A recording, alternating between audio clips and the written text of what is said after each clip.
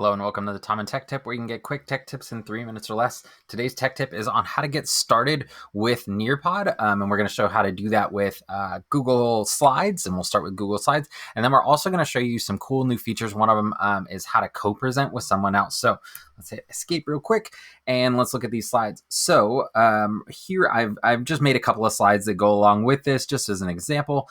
And if I want to add this into Nearpod, I'll go up to Add-ons. I can hit Nearpod and then click Open Nearpod. And that's how we open up this taskbar that's on the right-hand side. You can add all kinds of activities using these little buttons over here. But for today, we're just going to skip and we're going to go straight to Save and go to Nearpod.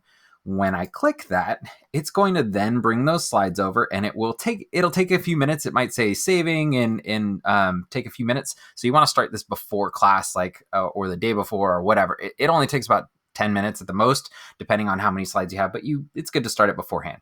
Once you get here, you have some options. So we can do live participation with Zoom. Let's not use that option. The reason we don't use that option is because this is going to try and create a new Zoom link for your students, and we don't want that. You want to use your consistent link that we've been using the whole time. So don't do this top option. You're going to want to go with the live participation or student paste. And for our purposes today, we're going to use live participation. So when we click this, basically what this means is as we go through the slides, and as a teacher, the student slides will transition and move forward as well. So this is great for when we're doing live lessons. So I would click on this, and then it's going to take me to a screen that looks like this one here. So this gives us all the different ways that students can join. So the first one is just to have them go to join.nearpod.com or just nearpod.com, and they can put this code in at the top.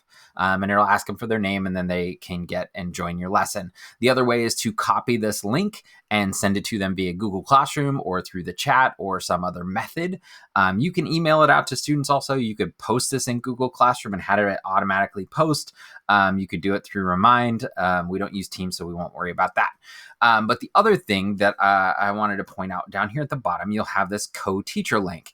So if you have another teacher, a para, or someone else that you're going to have help you go through the lesson for that day, you can turn this on, and then you can send this link to that person. And this link specifically will be for the co-teacher. And as they, once you send this to them, they'll be able to transition through the slides. They'll be able to see as students answer questions and other things, they'll be able to see the data as well. So really cool feature. It's a newer ad, so I want to make sure that I show that here.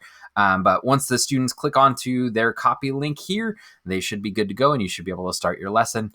And you can just transition them through, and they can do the activities and things in there. So check it out. Quick way to start Nearpods. You can use Google Slides to create them and then add activities. So, and make sure you add those co-presenters if you got someone there to help you.